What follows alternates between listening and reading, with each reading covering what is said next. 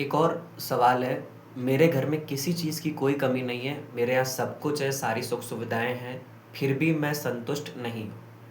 क्या कारण हो सकता है? देखिए, आप ये जानने की थोड़ी समझने की कोशिश करिए कि आपका जो सुख है वो चीज़ों पर निर्भर नहीं करता, चीज़ों की दौड़ पर निर्भर करता है।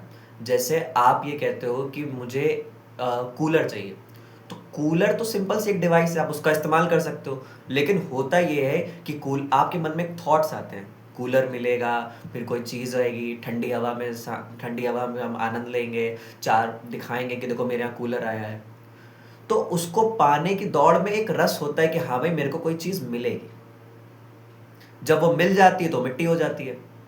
आपके पास ऐसा कोई है ही नहीं जिसके पास चीज़ें ना हो। लगभग हर बंदे के पास चीज़ें ही चीज़ें हैं।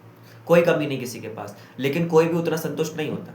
क्योंकि कुछ समय के लिए चीज़ें के मिलने से कामना पूरी हो जाती है, इच्छा पूरी हो जाती है कि हाँ भाई कोई चीज़ मिल गई, लेकिन फिर खाली के खाली। और ये बड़ी मतलब देखने वाली बात है कि अमीर आदमी जितना परेशान और असंतुष्ट होता है, उतना गरीब नहीं होता। क्योंकि गरीब के जीवन में एक दौड़ होती है कि अब ये पा लूँगा तो मुझे सुख होगा, यानी आशा होती है। वो उम्मीद के सहारे ही चलता है। लेकिन जो अमीर है जिसके पास सारी चीज़ें पूरी हो गई हैं, तो अब उसको कौन-सी दौड़ है, वो क्या करेगा? तो उसको बहुत ज़्यादा असंतुष्टि का सामना करना पड़ता है। तो तब जाकर के रियल असंतोष समझ में आता है और तब वो समझ में आता है कि चीज़ें जो हैं, उसमें सुकून नहीं है। इसलिए आपको जितने भी फ़ेमस सेलिब्रिटी वो ये कहते मिल जाएँगे कि चीज़ों में मेरे को सुकून नहीं मिलता है और ये बात कहने के लिए वो खूब पैसा कमाते हैं। और क्योंकि तभी तो जानेंगे कि हाँ भाई, मेरे को इन चीज़ों में कोई सुकून नहीं मिला है। तो आप ये बात समझ लीजिए कि चीज़ों में सुकून नहीं होता है।